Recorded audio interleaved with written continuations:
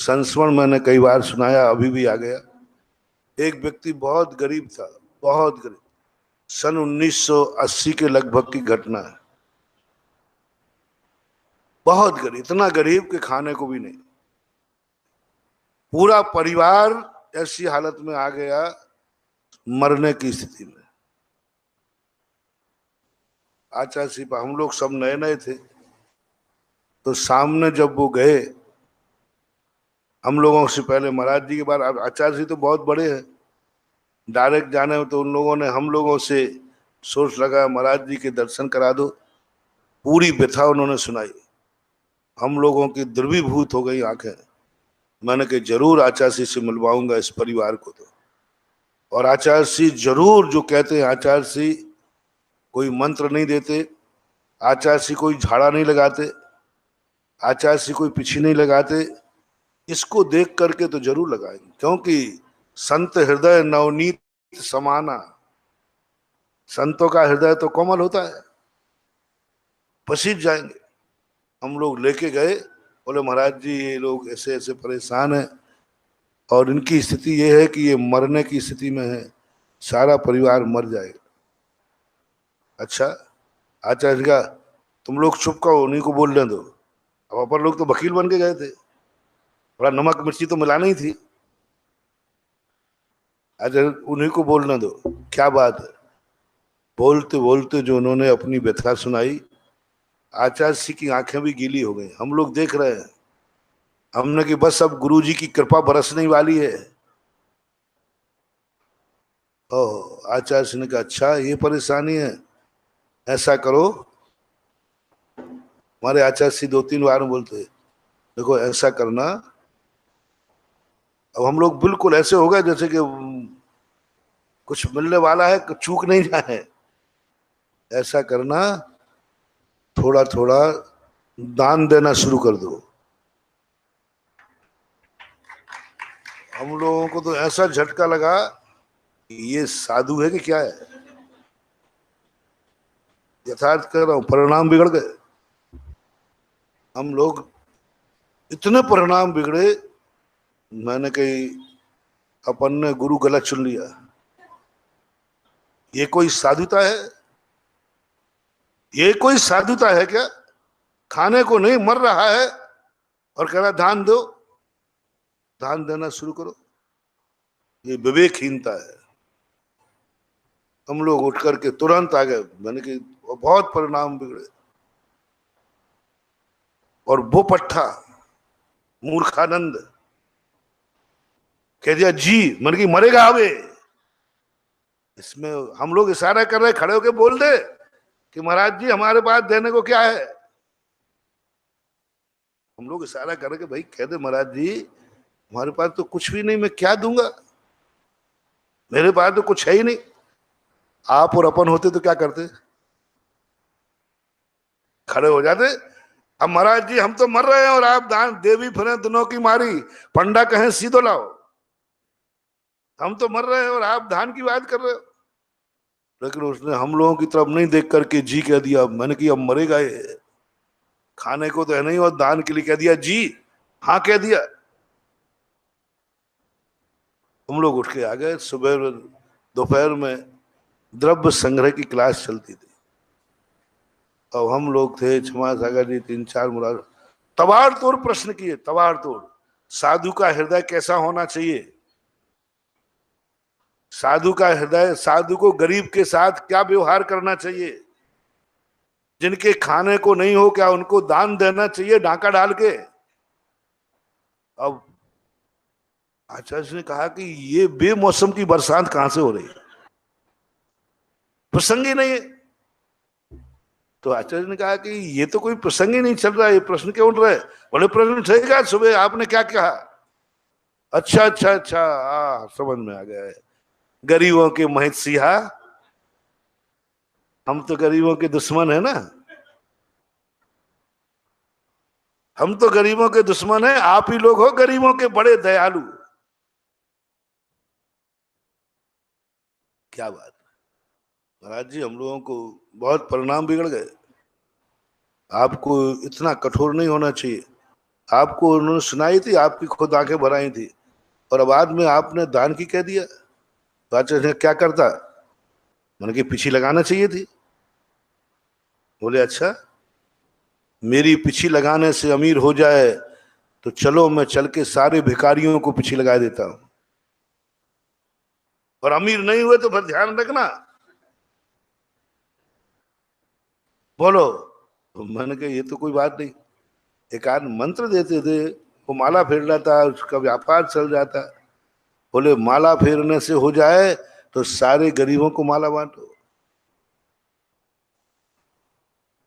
तो महाराज जी, इतने अमीर लोग बैठे थे, उनसे किसी से सहायता ही क्या देते? आचार्य जी के पास तो अमीर ही लोग बैठे रहते, घिरे ही रहते हैं। एक ही साधु तो ऐसा है जो अमीरों से घिरा रहता है, गरीब वहां तक पहुंच ही नहीं पाते। है कि नहीं? बोलो ना, हम गलत तो नहीं बोल रहे। मैंने खुद देखा।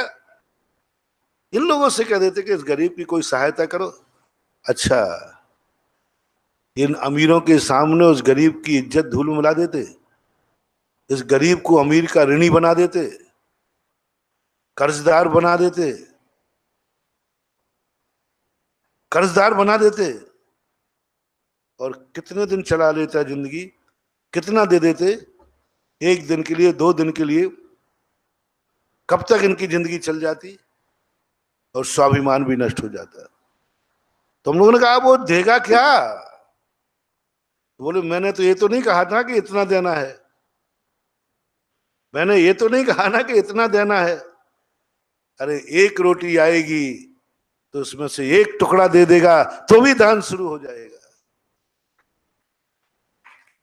रोटी खाएगा ना, रोटी, उसमें से एक टुकड़ा भी दान दे देगा तो दान शुरू होगा। दान का यही थोड़ी कि करोड़ों रुपया दिया जाए, करोड़ों रुपया दान दिया जाए ये नहीं, शक्ति प्रमाण दान दिया जाए।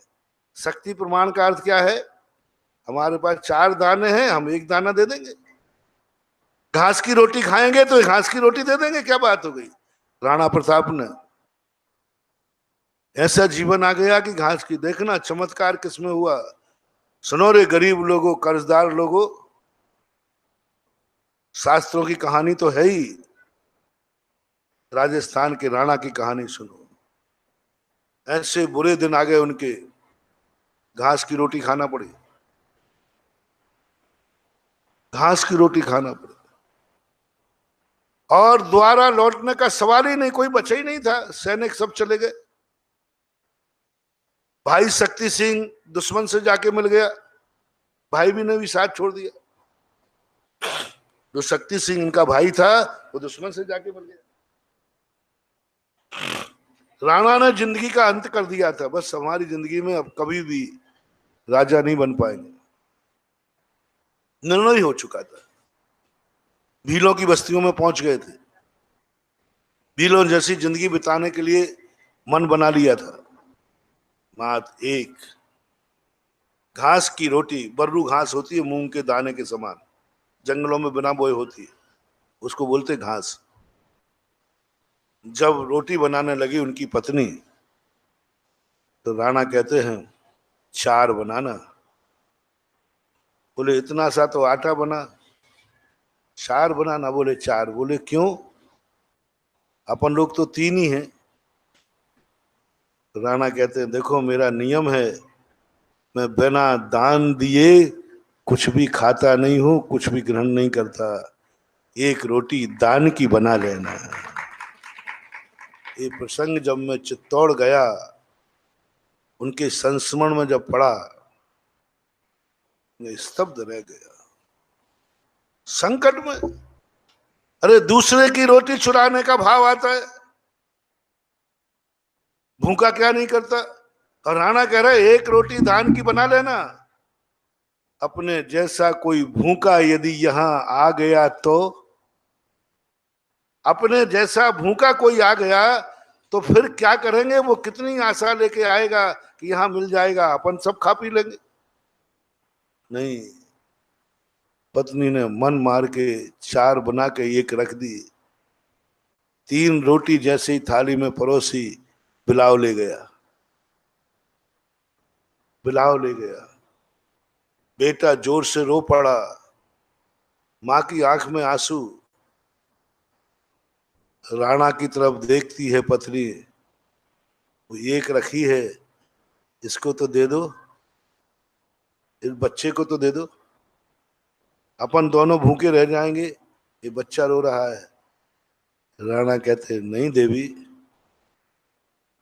धान की रोटी नहीं खाना है, शाम को खा लेना। शाम तक यदि कोई आ गया तो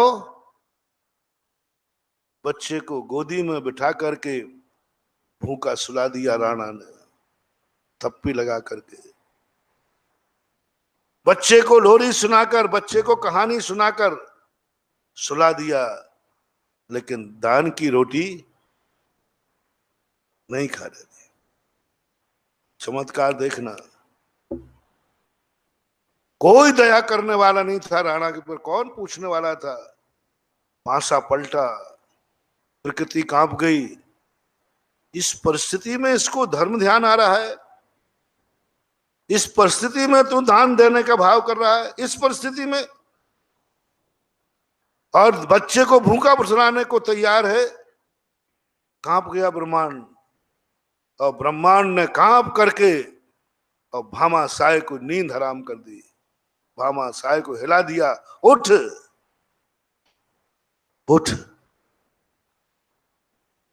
तेरा पैसा, तेरा धन, तेरा मालिक राजा नहीं है, वो भगवान से, देवता से कम नहीं है। सारी संपत्ति लेकर पहुंच गए भामा साय। आगे की कहानी तो सबको मालूम है ना।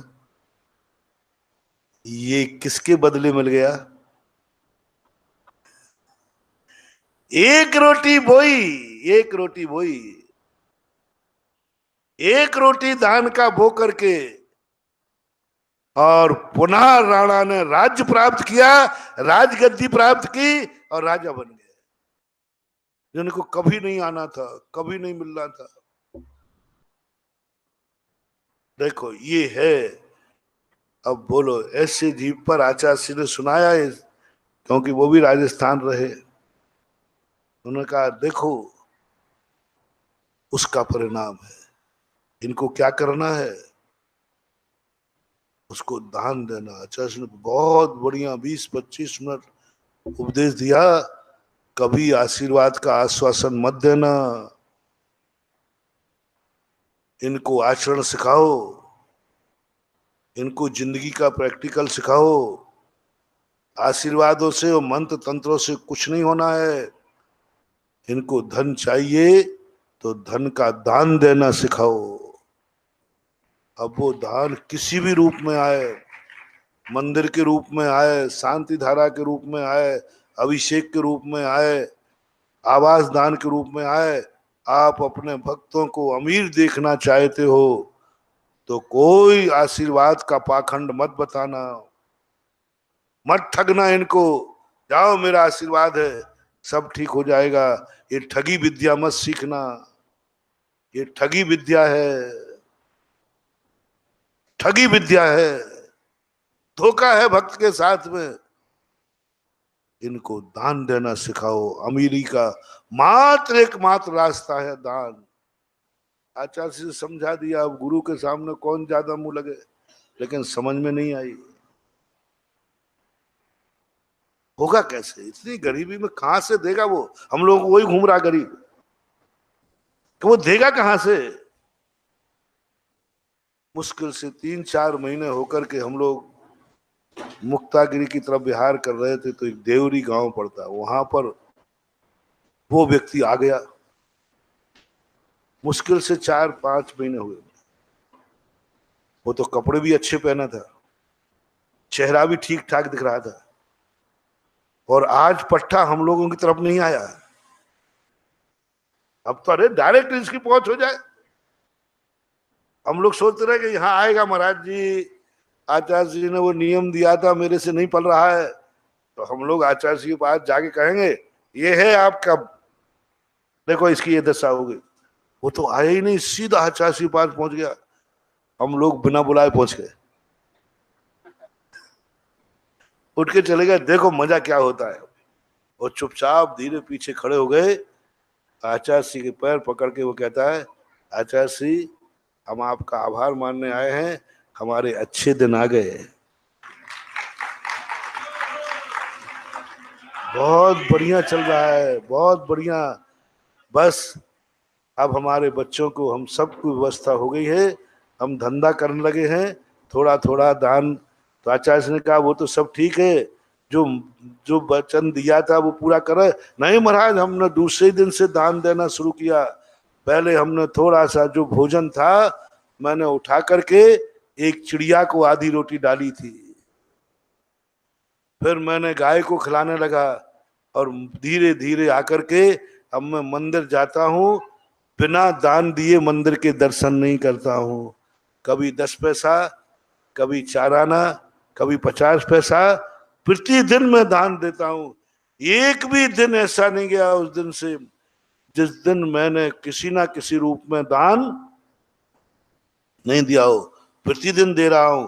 और आज अब तो आप और कहो तो आपके सामने बोल दूं, अरे मैंने कि बड़ा धन्ना सेठ बन गया। ओहो, वो चला गया। फिर आचार्य श्री ने हम लोग तरफ, आओ अब तुम लोग आ जाओ। देखा, वो दिन है, कान पकड़े, गुरु की महिमा वर्णी न जाए, गुरु नाम जपो मन वचन का।